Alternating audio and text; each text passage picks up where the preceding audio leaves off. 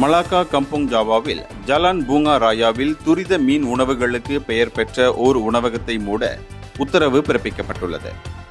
குட்டி விலங்கு காட்சியகம் போல செயற்பட்டு சுற்றுச்சூழலுக்கு கேடு விளைவித்ததால் அந்த உணவகம் மூடப்பட்டது. விலங்குகளின் கழிவு வாடை, ஆடுகளின் முடை வாடை போன்ற துர்நாற்ற சூழல்களின் காரணமாக அந்த உணவகம் மூடப்பட்டது.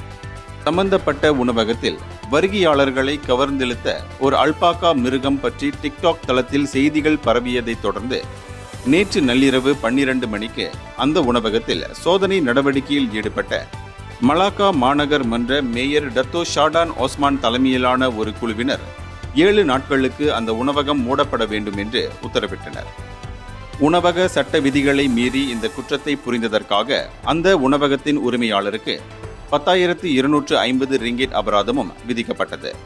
சிங்கப்பூர் பிரஜையான அந்த கடையின் உரிமையாளர் மலேசியாவில் நிரந்தர குடியிருப்பு அந்தஸ்தை பெற்றவர் ஆவார். அந்த உணவகத்தின் முதல் மாடியில் சிறுவகை ஒட்டகத்தை இலவசமாக காட்சிப்படுத்திய குற்றத்திற்காக அவருக்கு இந்த அபராதம் விதிக்கப்பட்டது. இந்தியர்களின் இதய குரல் மக்களோசை.